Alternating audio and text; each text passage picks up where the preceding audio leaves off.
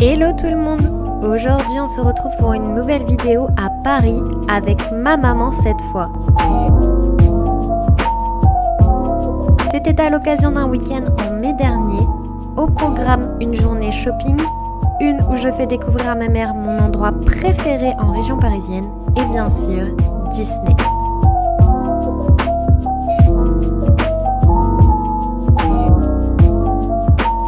Nous avons commencé notre week-end par une journée chill à Val d'Europe.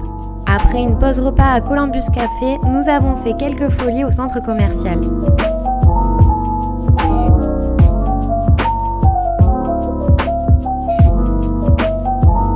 J'ai à peine eu le temps d'acheter mes macarons préférés que la pluie venait nous tenir compagnie. Nous sommes vite rentrés nous changer, puis nous avons fini la journée par un petit restaurant à La Gare. Le lendemain, nous avons pris le métro direction Versailles, histoire de faire découvrir un nouvel endroit à ma maman, qui est aussi mon lieu préféré quand je monte à la capitale. Pour vous rendre à Versailles depuis Céris, il faut prendre le RER A direction La Défense, puis prendre le Transilien L direction Versailles rive droite. Personnellement, je fais toujours un arrêt à l'orangerie de Monsieur, histoire d'y goûter ces pâtisseries qui sont juste à tomber.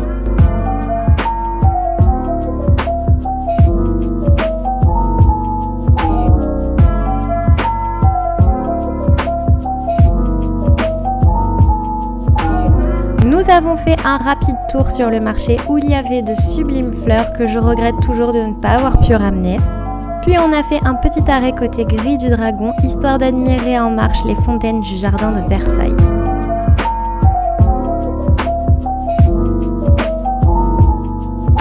Enfin, direction les grilles de la Reine, histoire de retrouver mon lieu favori. Le chemin pour s'y rendre est entouré de nature. C'est comme si un petit bout de campagne se retrouvait en plein cœur de la ville.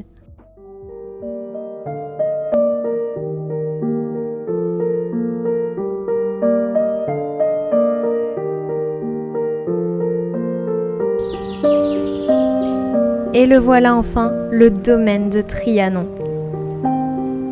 J'ai découvert le petit Trianon durant l'été 2015 et depuis, sa magie ne cesse d'opérer.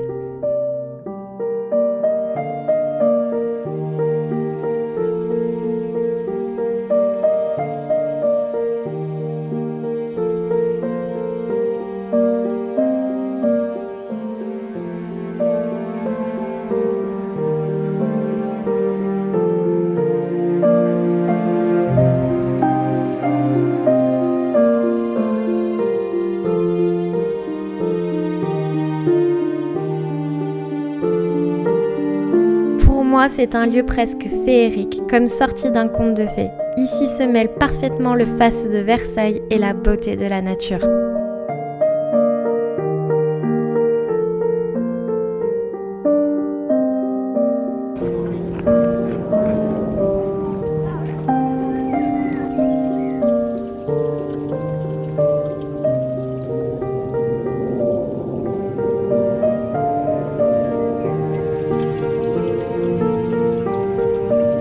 La première fois où j'ai découvert ce lieu, j'ai été époustouflée par sa beauté. Et l'un de mes coups de foudre au cœur du domaine est pour le temple de l'amour.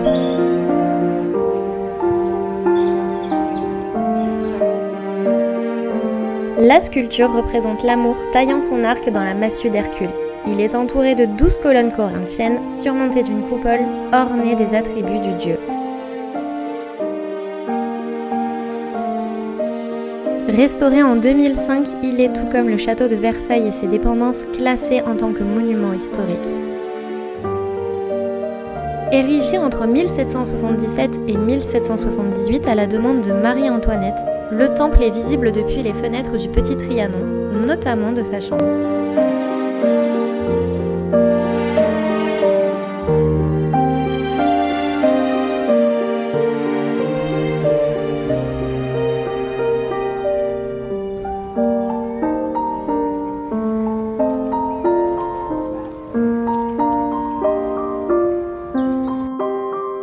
Après quelques pas, on voit se dessiner au loin le fameux hameau de la Reine. C'est encore une fois un lieu complètement bucolique où se mêlent faune et flore au travail de l'architecte Richard Micke.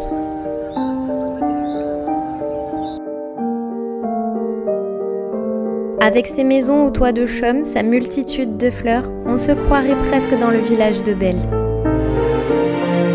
Il existe un petit coin, à la maison au moulin, où j'adore venir me poser. D'ici, je profite d'une jolie vue sur la tour de Malbourg, premier bâtiment à être sorti de terre. C'est comme être face à un joli tableau.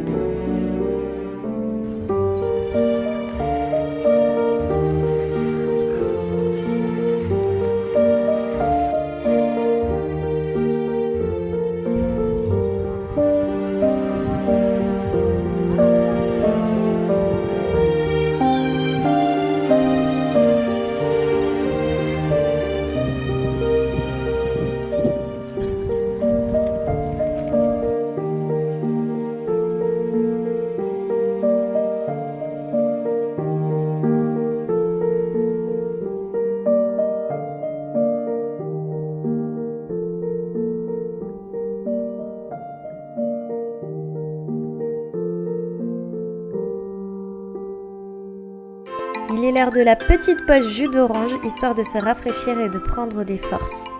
À l'heure des beaux jours, vous trouverez toujours le petit chariot de jus d'orange frais au cœur du hameau. Il est temps pour nous de partir à la découverte de la ferme du hameau. Bah oui, c'est dur la vie quand on a plein de poils.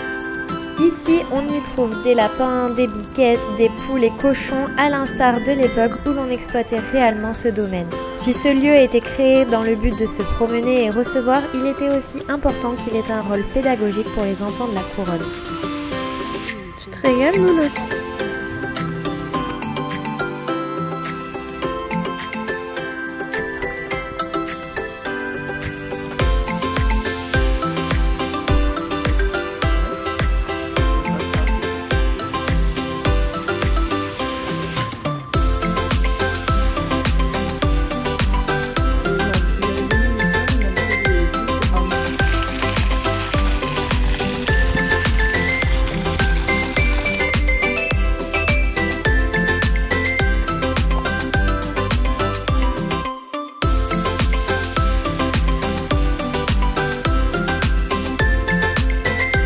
Changement de lieu, changement de tableau, voici un autre endroit coup de cœur, le Belvédère et son rocher.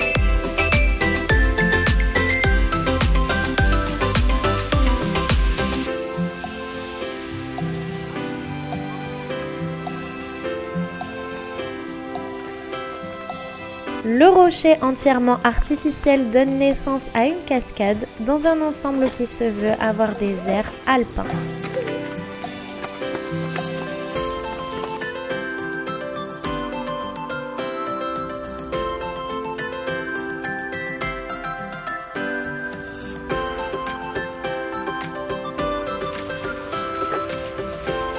Et tout près, on y retrouve sur sa petite île le petit pavillon de musique. Il est gardé par 8 sphinges de pierre sculptées par Joseph Deschamps. On y retrouve également 8 façades dont les bas-reliefs sont une allégorie aux 4 saisons et dont les frontons sont ornés des attributs de la chasse et du jardinage.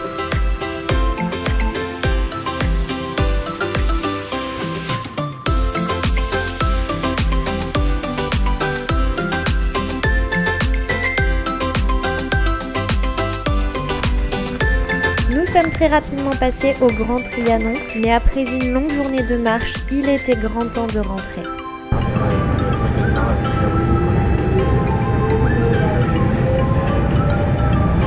Car dès le lendemain, une nouvelle grosse journée nous attendait, celle à Disneyland.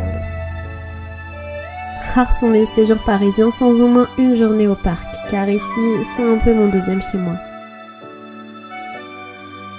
Direction Avengers Campus, histoire de profiter de la très prisée attraction web. Personnellement, je la fais quasiment toujours en single rider, histoire de gagner du temps sur ma journée. On peut toujours comparer nos points à la sortie et avec un peu de chance, on se retrouve souvent face à face, voire dans le même véhicule.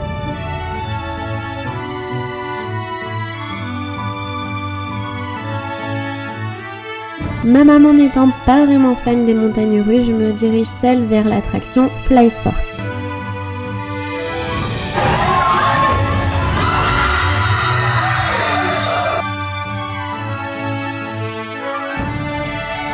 Midi, nous avons déjeuné à Star Factories.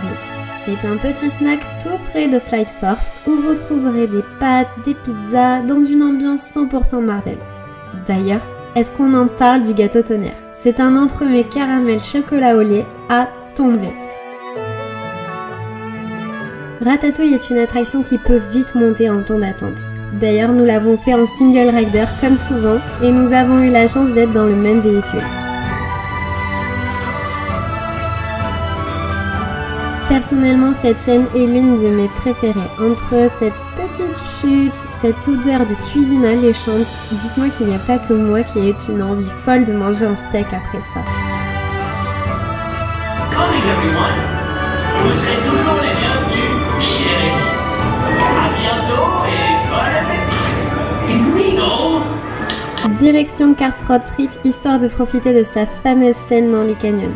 Quoi, vous ne voyez pas? Je parle de cette scène-là.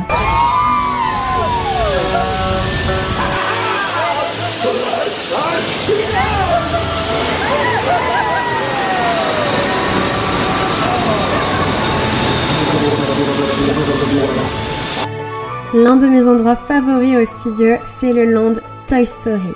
100% Instagrammable, avec toutes ces jolies couleurs.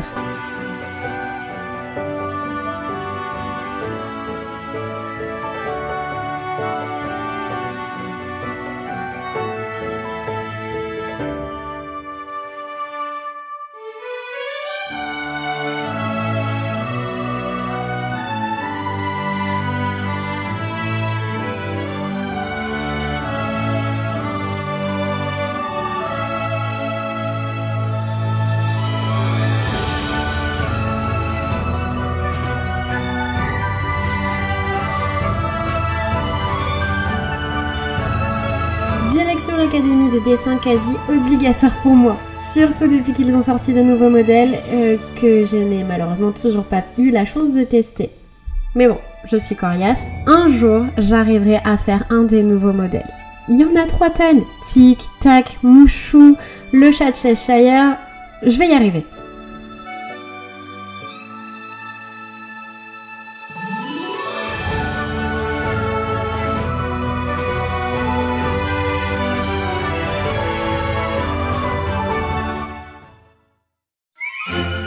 Deuxième jour sur le parc, on commence à se diriger vers Frontierland, histoire de profiter de l'attraction très prisée Big Turtle Mountain avant que les temps d'attente n'explosent.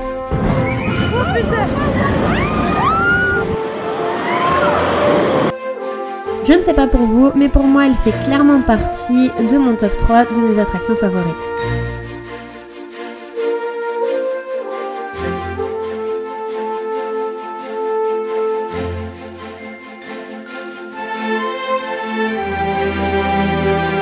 Puis direction Indiana Jones et le Temple du Péril où les temps d'attente sont souvent très bas pour une montagne russe.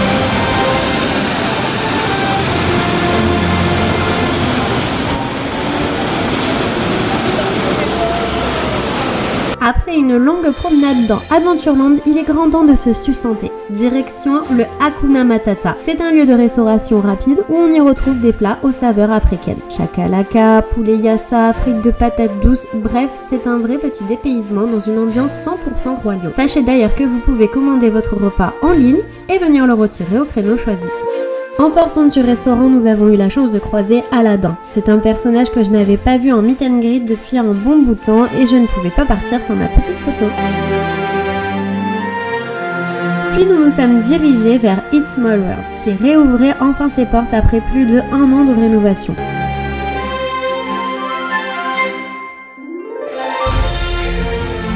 C'est une belle retrouvaille, surtout que j'ai un attachement très particulier à cette attraction. C'était la préférée de ma grand-mère et depuis qu'elle est partie, je ne peux m'empêcher de l'associer à son souvenir.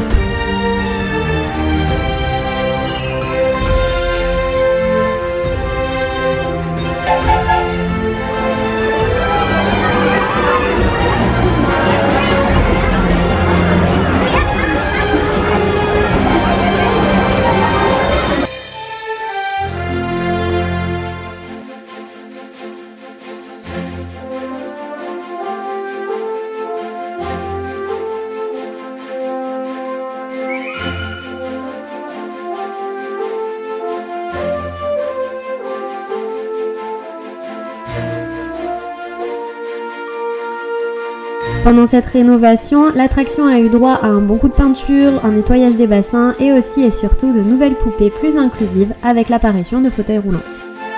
Beaucoup ont pensé que Disney allait profiter de cette longue rénovation pour y intégrer de nouvelles poupées à l'effigie de nos héros de Disney préférés. Alors c'est une idée qui fait polémique chez les fans, mais personnellement, je ne serais pas contre tant que l'intégration est bien réalisée et qu'elle ne prend pas le pas sur l'aspect général de l'attraction.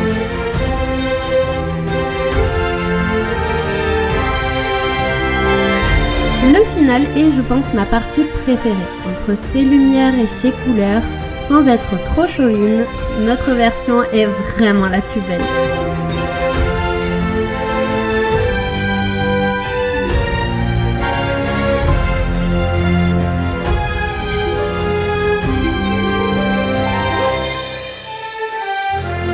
Tout près de la sortie des Small World, il y a 2 points de rencontre, le pavillon des princesses et le meet and greet au moulin.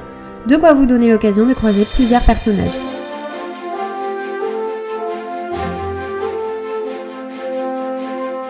Direction maintenant les tasses du Chapelier pour profiter des beaux graphismes de l'univers d'Alice et de se donner un petit peu le tournis.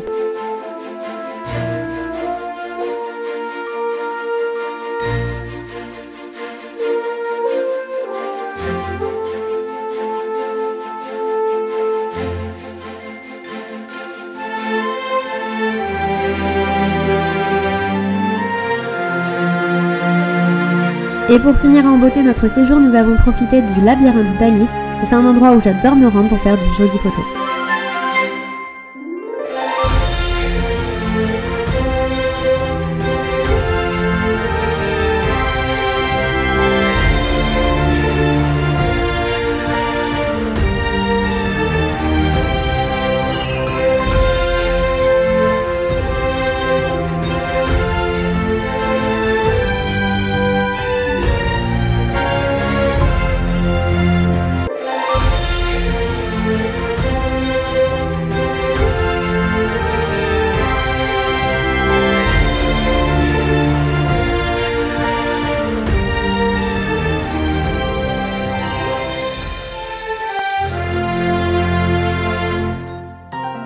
Arrivé au bout du labyrinthe, vous avez le choix entre prendre la sortie ou vous diriger vers le château de la Reine de Cœur.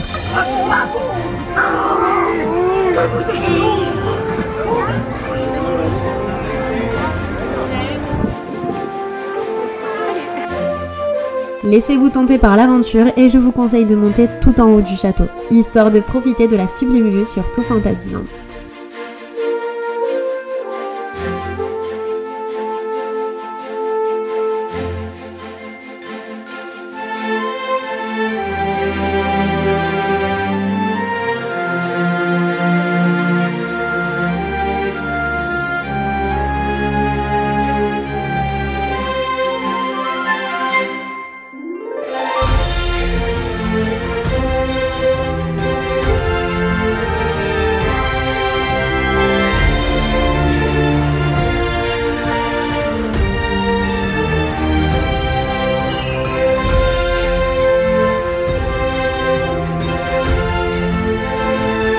C'est ainsi que s'achève notre petit week-end parisien. J'espère que la vidéo vous aura plu. Je vous fais plein de bisous et on se retrouve bientôt pour une prochaine vidéo.